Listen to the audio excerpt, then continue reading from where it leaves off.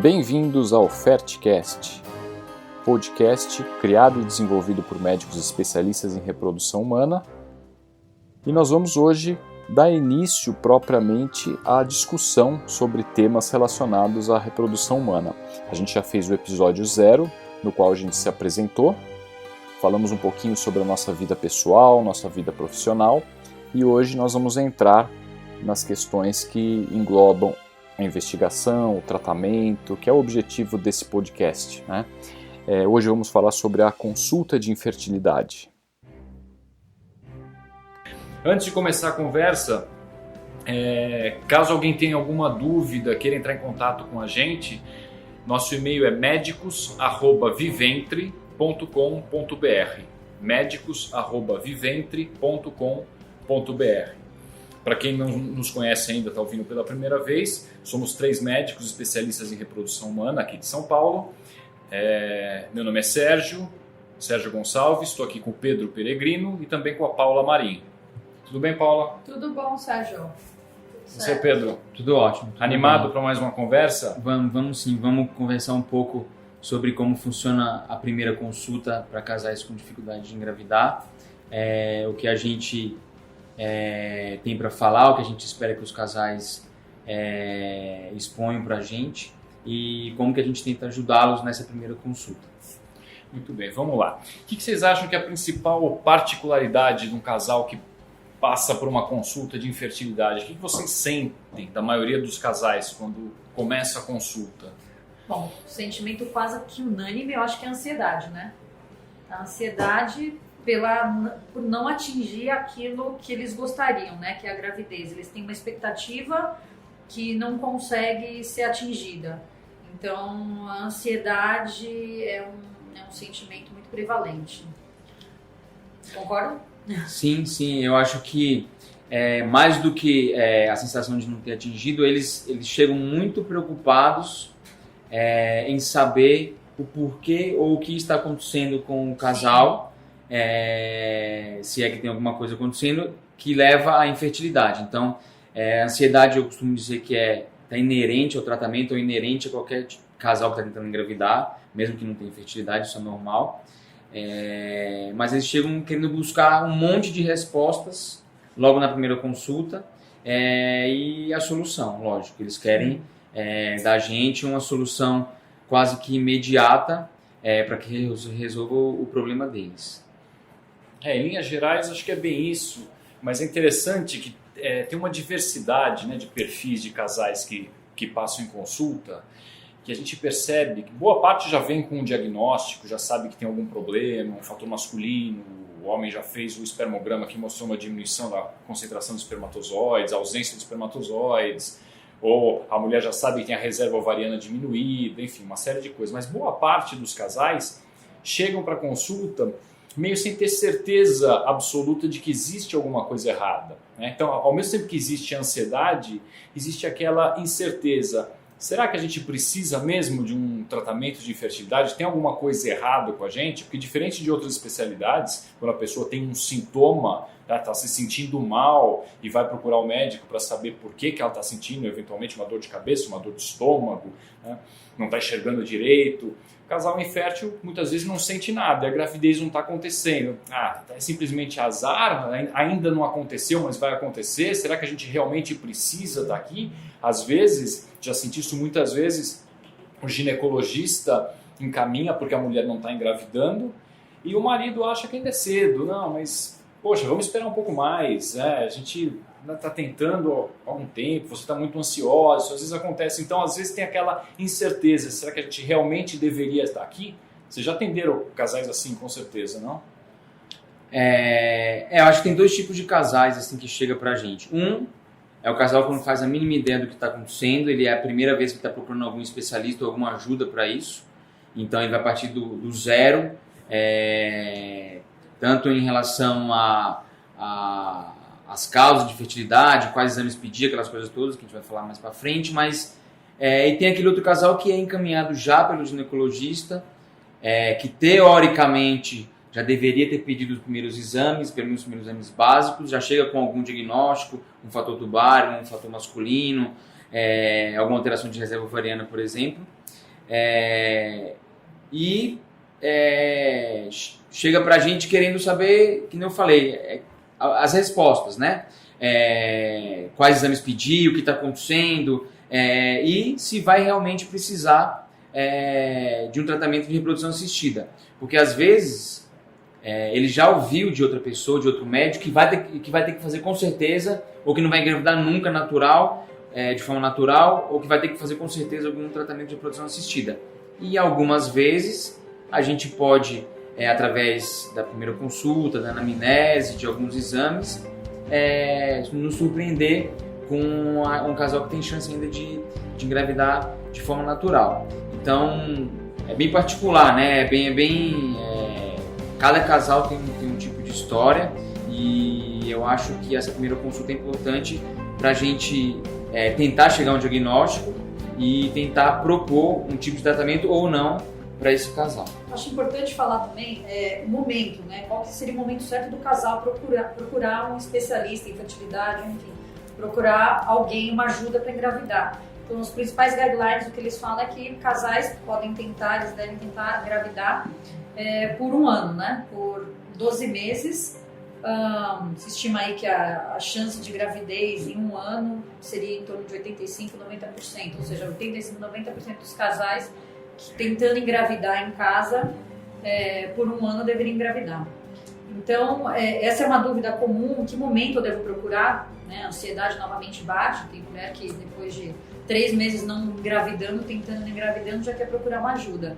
E a gente tem que tentar explicar que é normal. Isso é normal não engravidar nos primeiros meses. Então, a taxa de gravidez nos ciclos, né, por mês, a gente fala que é ao redor de 18%, 20%. Então, é normal que não se obtenha gestação nos primeiros meses, tentando engravidar. E passar esses dados, eu acho, essas informações, é importante para o casal, para que eles também sintam que isso faz parte, né? Eles têm que ter essa ideia da realidade, né? Do que está dentro ou fora da normalidade. Lembrando que casal, assim, mulher acima de 35 anos, essa espera é menor, né? Por 6 meses. Geralmente, quando o casal já vem com orientação do médico, seja um urologista, um ginecologista, em geral se respeita, né, esse prazo de um ano. As pessoas sabem, é um ano, ainda não aconteceu a gravidez, vamos ver se alguma coisa está acontecendo. Mas como a Paula falou, pode ser simplesmente uma questão estatística, de exposição à chance, e a gravidez não aconteceu ainda. Vai acontecer. Né? Também, antigamente se falava, o casal é estéril. O estéril dá a impressão que não engravidava de jeito nenhum ou a fertilidade era normal. Não, tem casais que têm algumas discretas alterações, seja no fator masculino como feminino, é o que a gente chama de subférteis. A gravidez vai acontecer, mas eventualmente vai demorar mais para acontecer essa gravidez. E muitas vezes, quantas vezes a gente já não viu gestações espontâneas no curso do acompanhamento ou no preparo para algum tipo de tratamento, e o casal consegue a gravidez e espontaneamente fala, nossa, olha só, foi só começar a fazer o tratamento e engravidou. Não, é que foi realmente exposto por mais tempo as chances de gravidez. Evidentemente, alguns fatores têm que ser levados em conta, como, por exemplo, a idade da mulher e o tempo que o casal está tentando. Uma coisa é chegar ao casal e falar, nós estamos tentando já há um ano e 2 meses, e é um casal jovem que aparentemente tem exames todos normais. A outra coisa é o casal que chega, uma paciente de 38, 39 anos, e fala que eles estão há 5 anos sem usar nenhum método contraceptivo e a gravidez não aconteceu. As condutas vão ser diferentes, né? Em outros podcasts a gente vai conversar sobre isso em relação a exames, tipos de tratamentos de uma forma mais específica. Mas a gente percebe muito isso. E voltando ainda nessa questão que a Paula tinha falado da ansiedade, né? E o Pedro comentou também, eles querem um diagnóstico. Geralmente é isso. O que está acontecendo? Aquela cara de ponto de interrogação. Olha, doutor, eu fiz todos esses exames. Aí tem aquela sacola de exames que a gente vê, às vezes exames antigos até, e muitas vezes o casal espera que a gente vai olhar esses exames e falar, a gravidez não está acontecendo por esse motivo. E muitas vezes não, a causa da ausência de gravidez não está naqueles exames. Em outras palavras, um casal fértil com 3 ou 4 filhos poderia ter exames exatamente da mesma forma. E tem o que a gente chama de infertilidade sem causa aparente, né? Que acomete de 10% até 30% de todos os casais inférteis, né? Com infertilidade. E o que seria isso? Você busca causa e você não encontra a causa. E isso é muito frustrante. Eu acho que isso é uma das coisas mais frustrantes assim para o casal. Quando eles acham uma causa, bom, não estamos engravidando porque o sêmen é alterado, ou sei lá, minha tuba é obstruída, pelo menos eles entendem o que está acontecendo. Agora, na infertilidade sem causa aparente, sempre tem aquele ponto de interrogação. Por que a gente não engravida? O que está acontecendo? É uma das coisas, eu acho, das patologias que eu acho mais difíceis do ponto de vista de conversa com o paciente, não de tratamento. Mas a infertilidade sem causa aparente, é uma das situações em que quando o casal faz exames, os exames estão todos normais, eles não ficam contentes. Não ficam, né? exato. Mas tá normal, normal, geralmente quando a gente tô com uma dor do estômago, vai fazer alguma coisa, será que eu tô com câncer do estômago? Tá acontecendo alguma coisa grave comigo? Aí você descobre, não, eu sou uma gastrite, estava tudo bem. Puxa, que bom, tá tudo normal. Mas quando você tem aqueles exames de investigação, chamada investigação básica do casal, e os exames são todos normais, isso é altamente frustrante. E não só para o paciente, é frustrante para o médico também. Porque a gente pega os exames e mostra, doutor, o que acontece? Olha, suas trompas estão normais, nível hormonal está normal, sua reserva ovariana é boa, você tem ciclos regulares de ovula, o seu espermograma está normal, vocês mantêm relação numa frequência adequada, isso é outra coisa importantíssima que deve ser pesquisada nessa consulta, né? Que a gente fala muito de tratamento, tentativas de gravidez, mas as tentativas de gravidez e o tempo, né, tem que ser considerado com base na frequência de exposição à gravidez. E exposição à gravidez é ainda relação sexual. Né? Então, tem casais que têm relação sexual uma vez a cada 15, 20 dias. E essa é a frequência normal para eles. Esse casal, evidentemente, vai ter uma chance menor de gravidez, porque se a ovulação não acontecer justamente naquele período que eles estão tendo relação, ou vice-versa, a chance de gravidez naquele mês vai ser muito baixa. Então, de repente, esse casal vai demorar 1 ano e meio, 2 anos para conseguir a gravidez, e não só 1 ano. Né? Esse conceito de 1 ano, ele leva em conta uma frequência média de 3 relações por semana.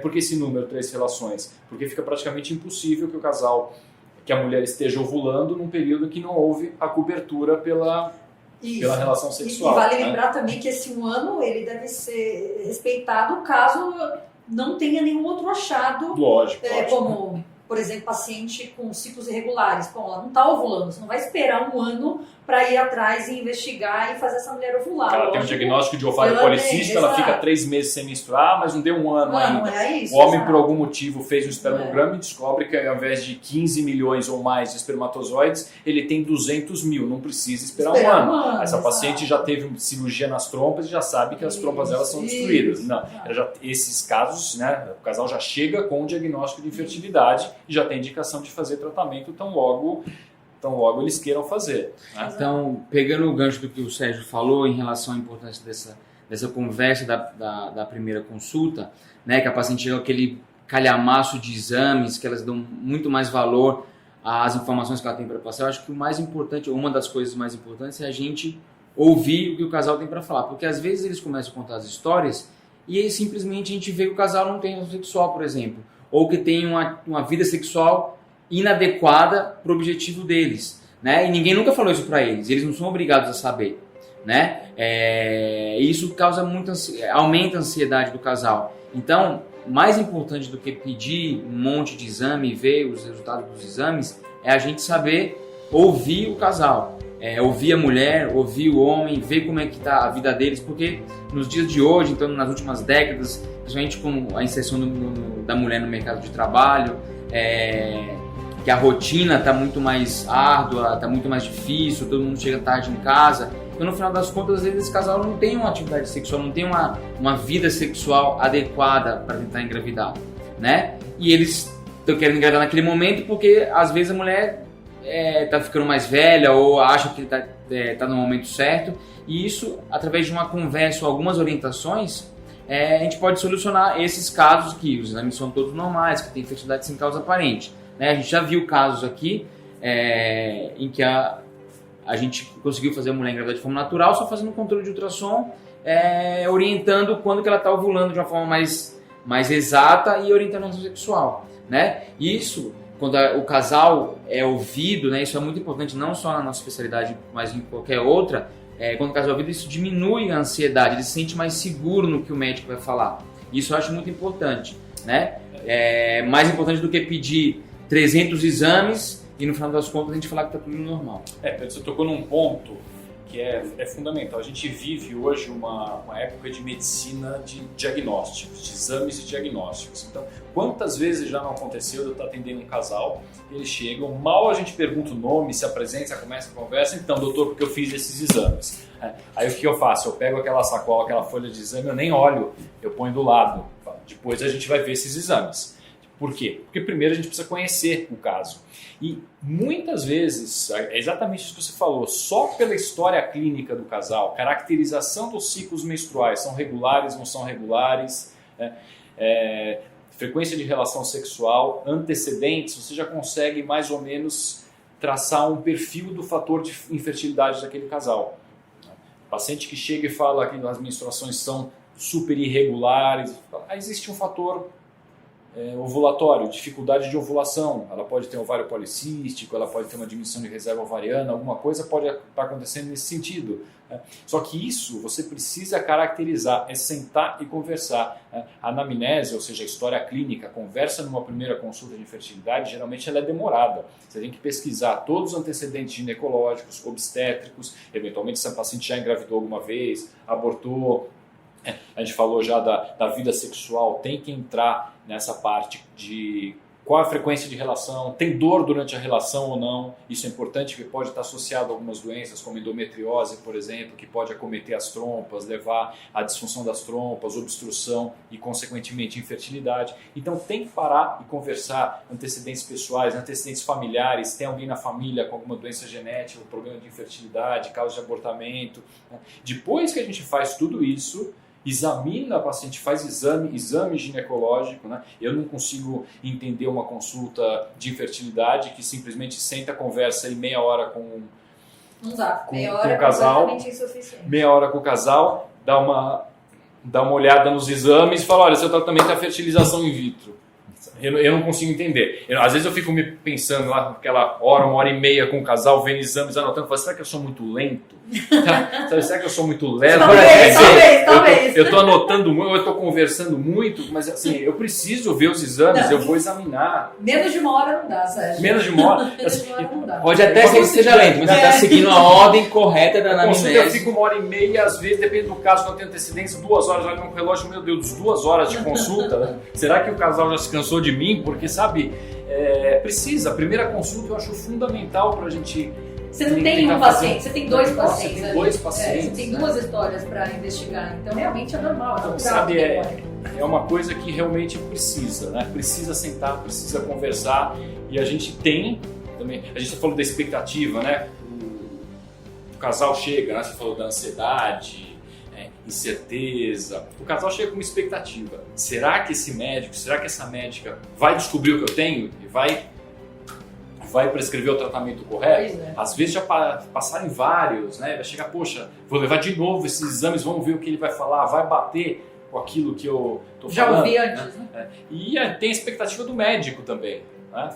Isso a gente não conversou ainda, mas qual que é a expectativa do médico quando você vai atender um casal novo, que você não sabe o que é? Como é que vocês sentem isso antes de começar uma consulta? Qual é a preparação psicológica? Vou atender um casal, uma consulta nova. O que vocês esperam? Difícil. Qual a primeira coisa que você olha, além de ver o nome do casal? Idade. Idade da mulher. É a primeira coisa que a gente olha, porque assim, isso já é uma coisa bem estabelecida, que o fator prognóstico isolado mais importante, o isolado mais importante é a idade da mulher.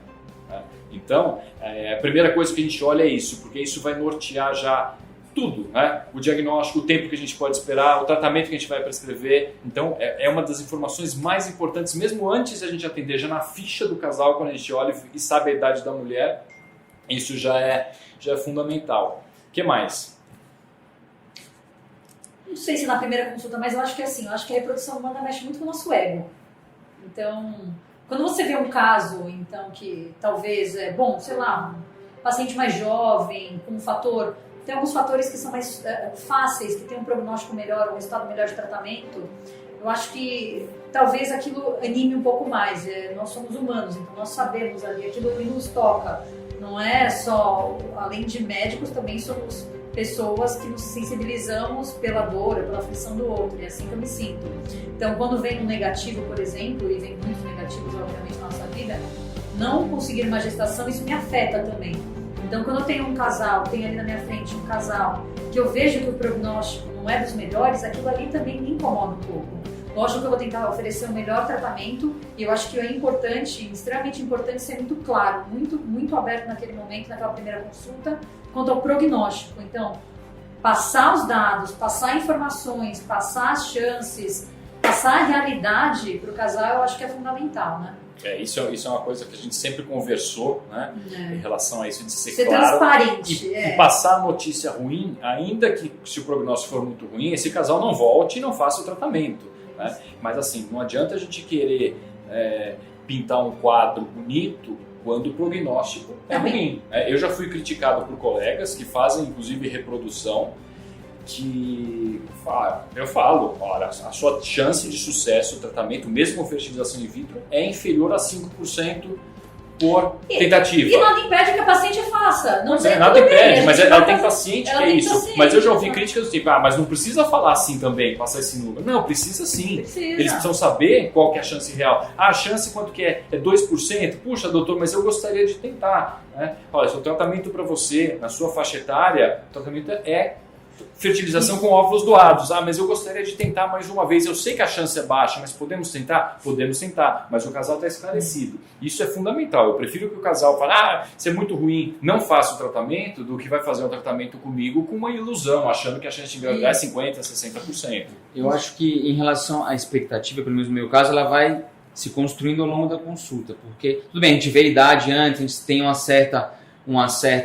prognóstico, mas já peguei mulher de 30 anos que quando ela chegou na minha frente era insuficiência ovariana precoce e é um diagnóstico difícil, por exemplo. Então ela vai se construindo ao longo da consulta. Então, à medida que a paciente vai me contando, quando eu vou construindo a minha hipótese diagnóstica, né, mesmo antes dos exames, que a gente constrói a hipótese antes de pedir os exames, então eu sei mais ou menos qual que é a causa da infertilidade daquele casal, e aí eu vou, na minha cabeça, eu vou ter uma chance grande de ajudar esse casal, vai ter uma chance razoável deles engravidarem ou não, né? Isso aí, a expectativa vai se construindo na minha cabeça dessa forma. Eu não crio muita expectativa antes ou depois, eu acho que isso aí, sei lá, enviesa meu raciocínio de uma certa forma, e isso que o Sérgio falou é muito importante. Em reprodução humana, eu costumo falar para os casais, a chance de dar certo sempre vai ser menor do que a chance de dar errado. Sim, também falo isso, né? ao máximo. Isso eles têm que ter em mente. A gente não pode vender, entre aspas, uma chance que não existe. A chance de dar errado, tratamento qualquer ele que seja, mesmo engravidar de forma natural, a chance de não engravidar é sempre maior que a chance de engravidar. Mas vamos deixar claro aqui, isso é importante porque os casais confundem e médicos confundem também. Você fala a chance de qualquer tratamento. O que é tratamento? A gente está falando aí a chance é maior de dar errado por ciclo de tratamento. Por tentativa. Porque um tratamento de infertilidade ele pode ser concluído por 3 ou 4 técnicas diferentes. Uma inseminação, 3 fertilizações in vitro. Estou falando assim, na repetição de ciclos, a maioria dos casais tem um prognóstico favorável por uma ou por outra técnica. Sim. São poucos os casos que realmente não vão ter sucesso nenhum. A gente vai ter um tema mais para frente que vai tratar desses casos. Mas as pessoas confundem exatamente isso. O tratamento, a chance do meu tratamento dar certo é muito baixa. A gente está falando por ciclo de tratamento. Nos casos de fertilização in vitro, estou falando por transferência ou em caso de inseminação enquanto programado, por tentativa. E de forma natural também. Então a chance de dar errado por tentativa é sempre maior. Isso, você engravida porque você vai se exatamente. A chance cumulativa é outro conceito. E as pacientes precisam saber. E às vezes, mesmo que se a chance delas forem 2, 5, 10%, elas têm que, como o Sérgio falou, elas têm que saber. E às vezes é importante para o segmento do tratamento. Uma paciente de 42 anos que tem uma grande chance da gente indicar um tratamento de ovulação, por exemplo, às vezes ela precisa desse baque, ela precisa desse pé no chão, ela precisa desse resultado negativo com o tratamento de óvulos próprios, por exemplo, para ela chegar à decisão de tomar essa decisão para tratamento de óvulos doados. Então, e ela tem que ter o pé no chão. Então a gente tem que ser bem real, bem verdadeiro, em relação a essas chances, para a gente não vender, entre aspas, uma falsa esperança, um falso número, né? Eu já cansei de ver paciente, tanto de um lado como no outro, paciente que tem total condição de engravidar com óvulos próprios e já vem com indicação de doação, e o contrário também. Paciente achando que vai ter 50%, 60% de chance de engravidar, e às vezes isso não é isso que acontece. Eu acho que é importante nessa primeira consulta isso. Eu acho que do parte do médico, da minha parte, pelo menos eu tento muito, primeiro, ser transparente, e eu acho que outra parte importante é o acolhimento. É isso, é ouvir, ser transparente, passar as informações e tentar acolher da melhor forma possível, mostrar as possibilidades e tentar tranquilizar o casal de que pelo menos aí a gente vai tentar achar juntos um caminho para eles conseguirem chegar na gestação. E dentro dessa transparência, isso inclui também a questão que muita gente tem dificuldade em falar para o casal quando ele faz uma determinada pergunta e está querendo uma resposta, um esclarecimento, uma dúvida. Doutor, por que acontece isso? É falar, não sei. Porque boa parte das vezes a gente não sabe. Ou porque não é da nossa especialidade. Todos que fazem reprodução já passaram por situações específicas que envolvem a reprodução. De repente, de atender um casal, e ele chega e fala: doutor, porque eu tenho uma síndrome XY, uma síndrome, aquele nome estrangeiro que você sabe que é uma síndrome genética raríssima. E a gente não sabe o que é isso. A gente vai ter que consultar. Né? Então, muitas vezes ele vai explicar: porque o filho tem uma doença rara que acontece isso, aquilo. E não adianta a gente querer, sabe, manter a pose e falar: sim, claro, eu já atendi vários casais com esse. Não, a gente não atendeu, provavelmente nessa vida não vai atender outro casal, porque é uma doença rara. Então a gente vai buscar junto. É uma mutação conhecida, a gente vai ter um método diagnóstico, fazer uma fertilização, evitar que essa doença seja propagada, mas muitas vezes a gente realmente não sabe, né? Fertilidade sem causa aparente, a resposta é essa mesmo. Por que a gente não consegue a gravidez? A gente não sabe. Os métodos, existe algum fator? Seguramente existe algum fator, senão a gravidez já teria acontecido. Né? Mas os exames que existem para a gente investigar o quadro de infertilidade hoje em dia, eles não permitem que a gente dê uma resposta. Então, é o que você falou, Paula. Vamos junto buscar. Que método que a gente vai fazer? Quais são as opções de tratamento? Discutir junto com o casal, porque nem sempre o tratamento indicado é o único tratamento possível. Né? Às vezes, até não indicação de tratamento é uma conduta possível por algum tempo, e a gravidez pode acontecer. Então, essa conversa sobre o que vamos fazer e dialogar com o casal, né, para decidir juntos se a gente vai fazer um tratamento de inseminação, uma indução de ovulação, uma fertilização in vitro, quais são os prognósticos em cada uma dessas técnicas, né, que a gente vai indicar, essa decisão em conjunto é fundamental. Né? Lembrando que para a maioria dos casos existe solução.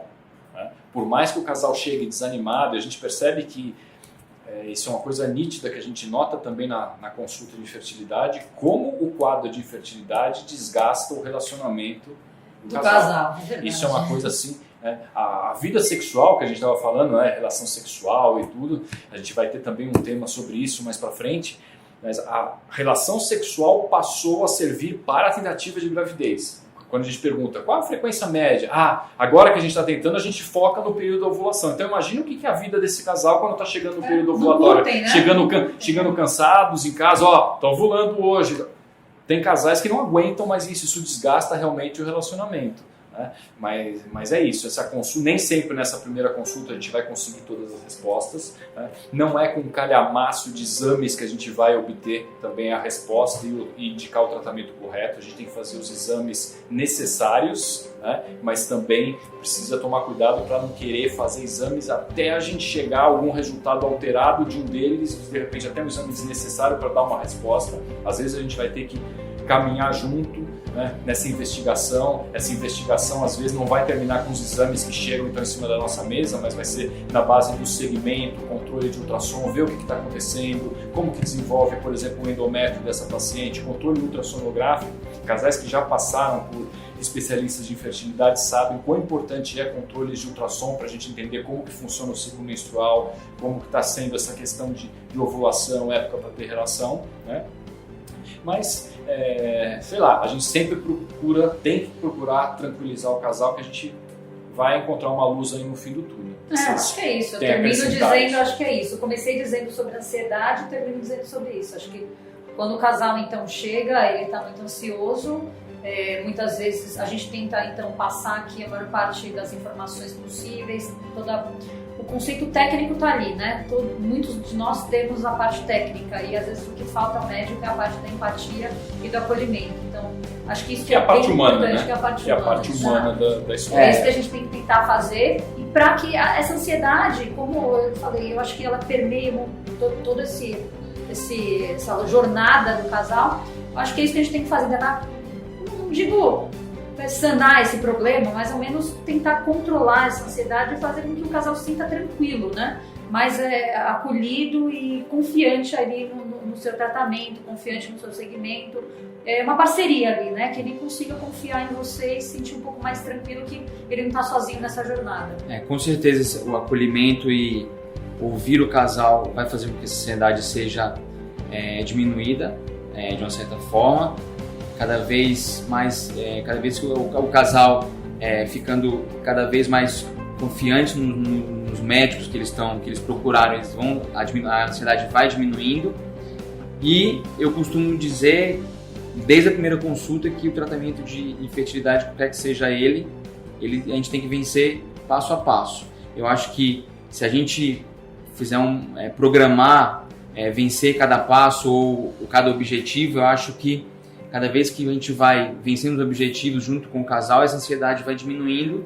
É claro que algumas vezes a gente toma umas pauladas no meio do caminho, a gente junto com os pacientes, claro. As pauladas no meio do caminho são frequentes. Exatamente. A gente tem que saber, o caminho às vezes é mais curto. Exatamente. Às vezes ele é mais curto, às vezes é mais longo.